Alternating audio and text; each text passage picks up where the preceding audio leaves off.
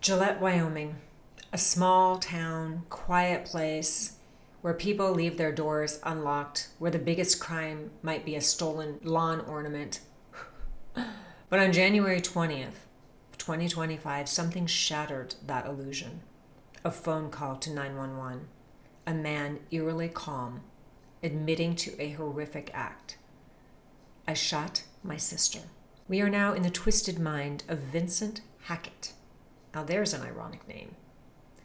A man who, according to police, executed his own flesh and blood over something as mundane as a lifestyle choice. He just didn't like how his sister was behaving. He's 26 years old. He's a man with convictions, strong ones. His half-sister, Haley Martinez, 33, a mother of two, had been struggling, right? She was struggling with drugs. She had a drinking problem. Vincent didn't like her choices. He didn't approve of her lifestyle. They weren't close. In fact, their mother admitted to police that their relationship was tense. It was often acrimonious. They often didn't get along. But no one, not their family, not their neighbors, could have predicted how far that sibling rivalry would go. On the night of January 20th, it started like any other night. Haley, her mom, her friend, and Vincent, all at the house, drinking, watching TV.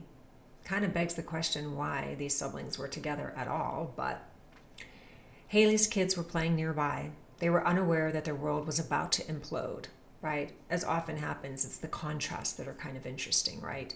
A beautiful day, a horrific act. At some point, Haley, overwhelmed by something, who knows what, Vincent and her friends start whispering.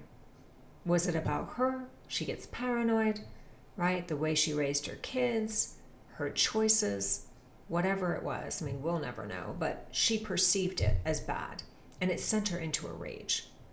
She stormed out of the house, barefoot, refusing to be the subject of their judgment and ridicule. But here's her fatal mistake. She came back. I mean, if this were a movie, wouldn't you be sitting in the audience just screaming at her, right? Right inside that house, the tension cracks like ice underfoot. Vincent wants Haley gone. He pushes her out. He locks the door, right? Get the message, Haley. But Haley wasn't done fighting. She bangs on the door.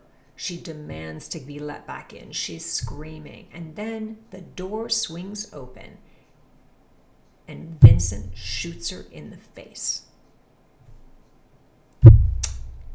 That's how he solves his problems. She crumples.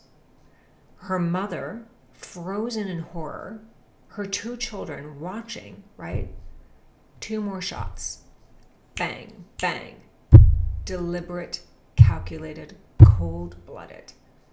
A family destroyed in seconds.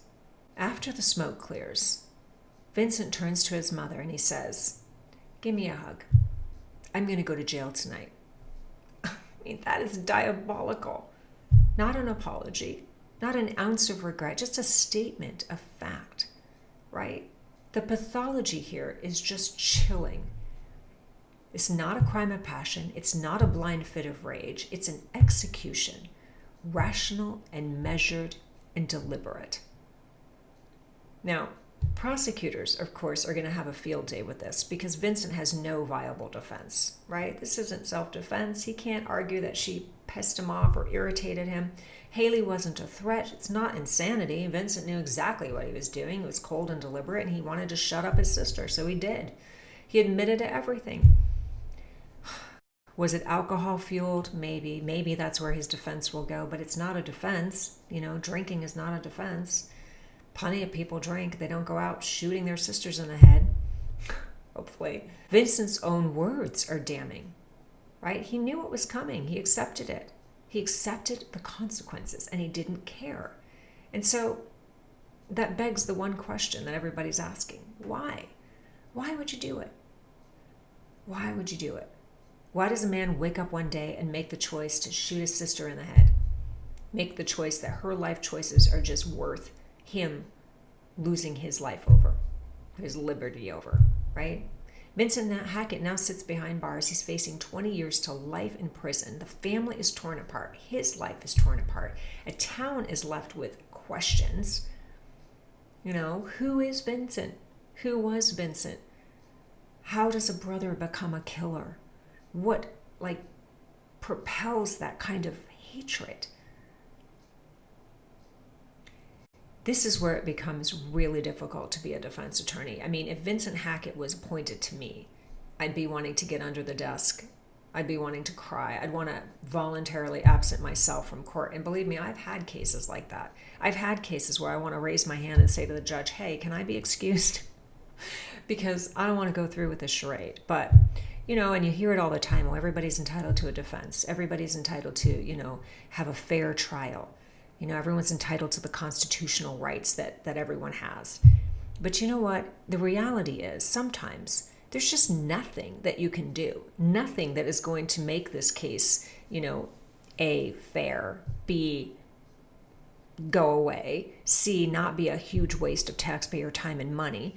I mean, I used to just cringe when I had cases like his, where I'd be polling a jury or bringing a jury in and telling them, hey, you know what, guess what? You're going to be spending the next, few hours, maybe days of your life sitting in that pew and judging my client who is already guilty. I mean, he admits he's guilty. He said he's guilty. He, asked for his mother to hug him goodbye. I mean, what do you do with that case?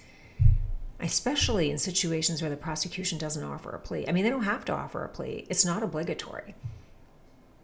They can say, listen, unless he pleads to the court, unless he straight up says to the judge, give me life in prison, we're going to trial. And those are the cases where you just want to fall on your face and say, you know what, you want to almost apologize to the jury. I mean, I can say this because I was on both sides of the fence. As a former prosecutor and a capital defense lawyer, I oftentimes had cases like this where I just wanted to cry, where I'm like, I didn't believe in what I was saying, and I certainly didn't like my client, but, that wasn't a requirement. I didn't have to like my client. I didn't have to believe my client. I just had to make the case. I had to let the prosecution make the case, and at the end of the day, that's what it is. The prosecution has the burden of proof. They have to put their evidence on. They have to prove that Vincent hated his sister, shot her point blank in the face, in cold blood, in front of her kids, in front of the mother, and then just sort of sit there and wait for the jury to look at you with daggers in their eyes. And that's sometimes what they do, where they're like, you wasted my time. I hate you. You're just like your client. I mean, that happens too, where people oftentimes will just look at the defense lawyer and they're like, you know what? It's like, we hate you. I mean, and I just, in defense of defense attorneys and in defense of myself as having been one and am one to this day, we are not our clients. We have a really tough job, and somebody's got to do it. And oftentimes I equate that to sort of like being like a mortician, or a coroner. I mean, somebody's got to do it. And sometimes, some days are horrible, but you're rewarded sometimes because every once in a while you get that gem where the person actually didn't do it, or the person actually has a defense. And those are the cases where you just cherish and you hang on to, and you're like, okay, yes, that validates why I'm doing this. That is why I am a defense lawyer. That is why I fight for the underdog. But Vincent Hackett, his case just turns that on its head. And I tell you this because, in all fairness, you can't be a bleeding heart. The facts are what the facts are. And in this case, Vincent didn't help himself. And I don't think he wanted to help himself. He just wanted to be done with his sister. Hey, thanks for listening. If you liked what you heard, please like, share, and subscribe to my channel. It helps me grow. Stay safe.